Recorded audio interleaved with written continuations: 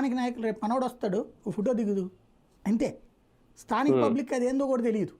Photo అంటే అది party membership అన్నది.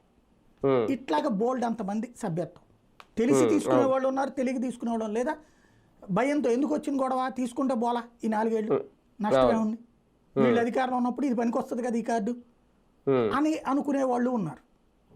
ఓవరాల్గా అవసరం ఇక్కడ ఇది ఒక ఈ కార్డు ఉంటే మనకి ఆయన అచ్చెన్నాయుడు గారు చెప్పింది గుర్తుంది కదా, బిళ్ళ తీసుకుని వస్తే టీ ఇచ్చి కాఫీ ఇచ్చి మాట్లాడని.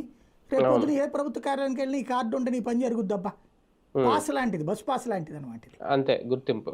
కాబట్టి ఆ మాట చెప్తే కన్విన్స్ అయి తీసుకుంటున్న వాళ్ళు ఎక్కువ మంది ఉన్నారు.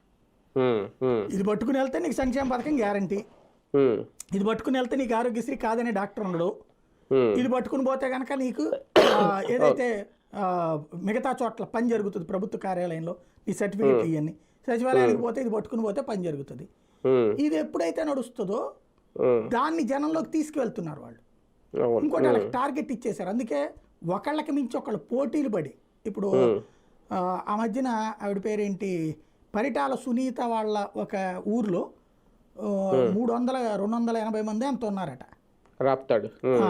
ఓట్లకి పోను అంటే చనిపోయినటువంటి ఒక 11 మంది 12 మంది పోను మిగతా ఓట్లందరినీ చేర్చేసుకున్నారు. అది సంపూర్ణ